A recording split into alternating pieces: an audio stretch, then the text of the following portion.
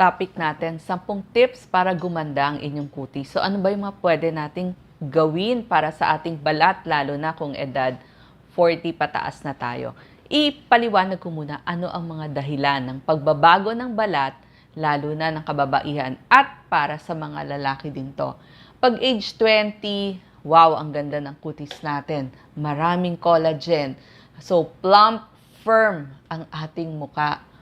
Wala ka pang gaanong nakikitang wrinkles. Pero pag edad mo ng 30, bababa na yung collagen level natin. 1% per year. So magkakaroon na ng maliliit na wrinkles. Tapos medyo, bakit nagkakaroon na ng pangingitim o melasma o age spots? Pero hindi pa halata yan. Pero pag 40 years old na kayo, parang namayat yung face mo. Parang nagsag dahil sa gravity, mas nanonotice mo na yung mga pagbabago. Pag age 50, menopause na, manunuyo na ang ating balat. At pag age 60, parang hindi na kayo magkakilala nung dati mong kakilala kapag nagsalubong kayo after 30 years ng hindi pagkikita. So ipapaliwanag natin isa-isa. Ano ba yung dahilan? Number 1 na dahilan, kasi mabagal na yung turnover o pagpapalit nung luma na dead skin cells. Kaya parang wala nang kinang yung ating balat. So ganito po yan kasi yung new skin cells nasa ilalim yan. So aakyat yan, yung pinakaibabaw natin, dead skin cells na yan. So ang problem, hindi agad natatanggal. So nagiging mas mabagal na. Kasi nga umiidad na tayo. Number 2, hindi na makagawa ng proteinang collagen at elastin ang ating katawan. Kaya parang medyo nalalaylay. Nakita nyo nung bata tayo, ang daming suportang collagen tsaka elastin. Pero kapag umiidad na, lumiliit na or kumukonti na. Kaya lumalabas na yung mga wrinkles o medyo lumulundo na yung ating balat. Kapag umiidad tayo, nagiging dry na ang ating balat. So, tuyong balat, hindi na makapanatili ng moisture. Tsaka mapapansin mo, parang bakit hindi na mapula-pula yung ating kutis? Wala ng glow. So, makikita nyo, nagiging makati ang ating balat. Parang natutuklap, so may mga flaky na, lalo na dun sa under eyes. Tsaka parang mas nagiging sensitive. Bakit mas lumalabas yung mga blood vessel doon? At meron na ngang maliliit na lines or wrinkles ang tawag natin. At kung paulit-ulit kayong nabibilad sa araw, depende sa trabaho nyo or sa sports nyo. So ang paulit-ulit na bilad sa araw, nagkakaroon ng sun damage dun sa ating skin. Katulad ng pagtubo ng wrinkles. Yan talaga ang dahilan bakit nagkaka-wrinkles. Tapos nagkakaroon ng pangingitim sa ating balat. So mapapansin nyo, bakit meron ng mga dark spots? Tapos parang kumakapal yung ating balat at nagiging dry nga. Lumalabas na yung spider veins. Tapos medyo nagsasag na din yung ating balat. Nagkakaroon din ng age spots, yung mga patsi-patsi. So parang wala nang ningning or radiance yung ating balat. Number 5, kapag umiidad, yung blood circulation, medyo kumukonti na or humihina na. So magkukulang na din yung pagdala ng oxygen sa ating face at saka pagdala ng nutrisyon. Kailangan mo yan para sa magandang skin.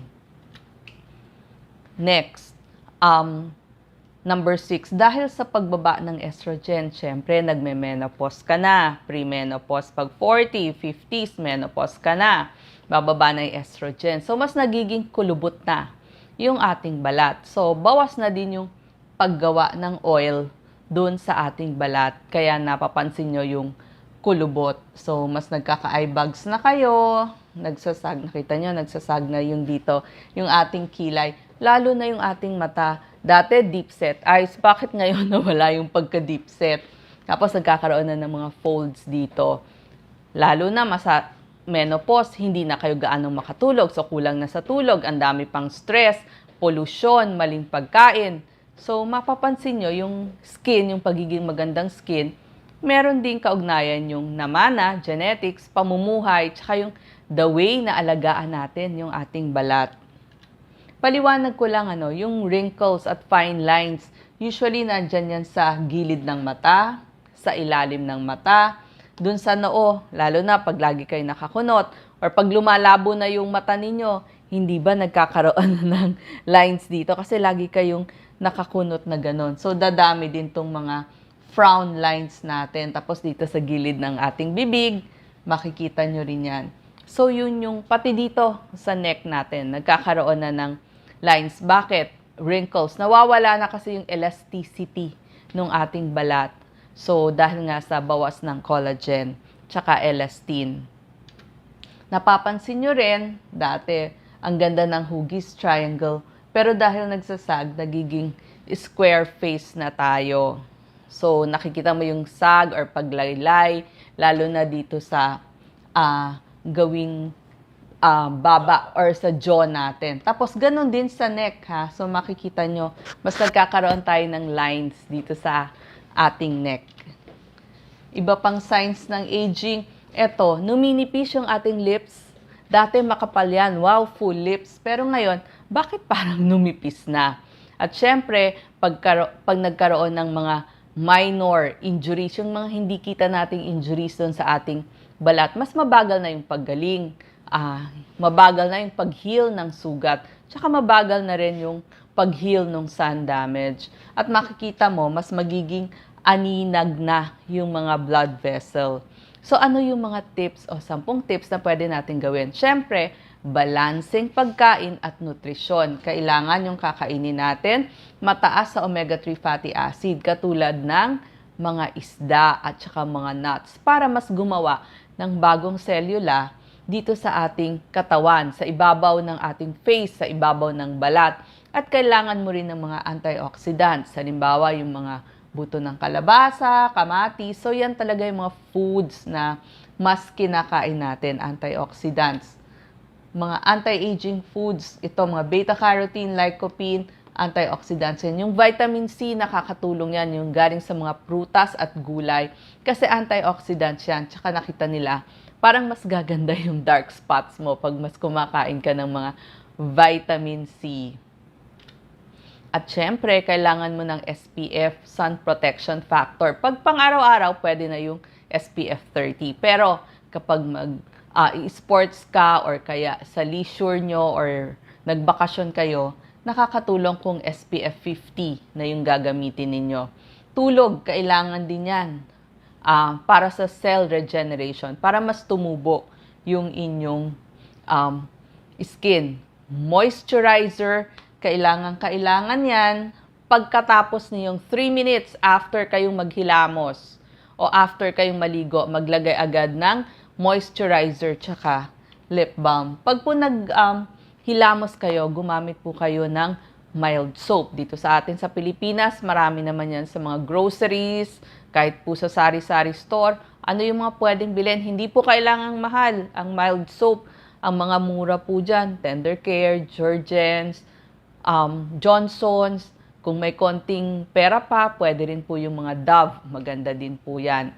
So, kailangan maghilamos twice a day para maging malinis yung ating balat. So, isa sa umaga, isa bago matulog para matanggal lahat ng mga dirts. At saka kung nagme-makeup kayo ng konti, matanggal naman. Tapos, right after, para ma-absorb nga, pagkahilamos, moisturizer tsaka lip balm. Kailangan mo rin ng protection sa araw, payong, sunglass para dun sa inyong mata. Kailangan mo yan. Kung kailangan mo mag long sleeves tsaka long pants, diba nakita mo yung mga takip na takip ng damit, siya yung mas makinis, mas maputi. So para laging maganda yung kulay ng ating skin. Ang ligo po, kailangan mabilis lang, 5 to 10 minutes. Wag ho kayong magbababad ng matagal. Malambot lang na bimpo o kamay lang yung gagamitin ninyo kapag naghihilamos kayo. Wag hong kung makakuskus naman kayo, talaga namang matatanggal na yata yung ibabaw. Wag po kasi nagkakaroon po ng mga micro-injuries. Warm tubig ang gagamitin. Wag sobrang init kasi lalong madadry yung skin nyo. Yung mga pagdating naman sa mga kamay natin, syempre, di ba, worried tayo sa ating leeg. Sama ko na rin yung kamay. Pag nakita nyo ho na mas nagkukulubot na yan, pwede rin ho kayong magsuot ng guwantes. So yan yung 10 tips natin para mapangalagaan ang ating skin sa mura o libreng paraan. Maraming salamat po.